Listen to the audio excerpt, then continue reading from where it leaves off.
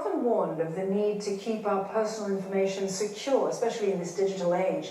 But did you know that depending on what kind of data is stolen, its price varies significantly across different black markets? According to research done by security software company Trend Micro, your credit card information is worth much in China, valued at over $1,600. But that same information is worth a mere pittance in Russia, for example, a mere $5. And what accounts for this huge disparity? And how can we safeguard our data from being stolen? Here to share his viewpoint is David Siah. He's country manager of Trend Micro. Glad to have you with us, David. Hey, thanks, Don. So let's cut straight to the chase. Why this big disparity between the value of personal information? I think we always believe that the global cybersecurity underground is actually very similar to open economy, but it's actually not, right? It differs from country to country. Take, for example, in Russia, it is a very mature market. There is a lot of competition. In fact, the Russian hackers try to bring their product to the market very quickly. So what it means is that with such a massive supply of breached data, it means that the price would eventually drop. It's just a simple demand and supply issue, actually. So you mentioned Russia there, and according to Trend Micro, Brazil, China, Russia, they're all major players in the cyber criminal economy. Why?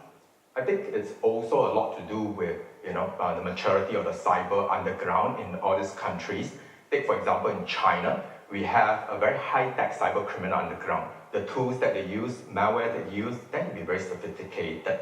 Whereas in our case, when we see Brazil, for example, Brazil is actually a market that is based on stardom, right? Everything is conducted on the surface web. There is a lot of social media involved, a lot of bragging rights are involved in a successful hacking. It is not as commercially oriented, say, for example, in China, in Russia, for example. Okay. How did you go about collecting this data then, David?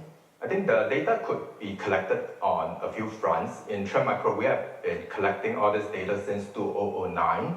And we have used a variety of methods. Firstly, we could use automated robots that scour the web for breach information or for malware, for example. But more importantly, we actually collect unstructured data through researchers as well. Right. We have forward-track researchers who actually interact with the black market, for example. We understudy them. We actually conduct chats with them to learn a little bit more about the tools, the mechanisms, how they work.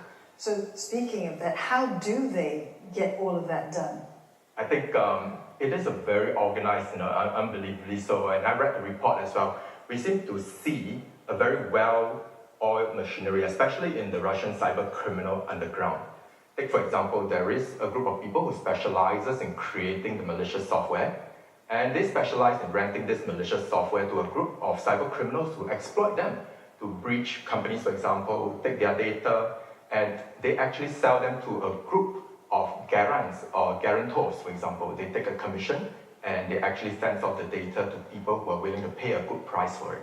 So I suppose ultimately it's a question of trying to stay one step ahead of the cyber criminals rather than always being one step or two steps behind them. Yeah, I'm afraid it's a race that we are always engaged in, right? Every day we are racing against the cyber criminal underground.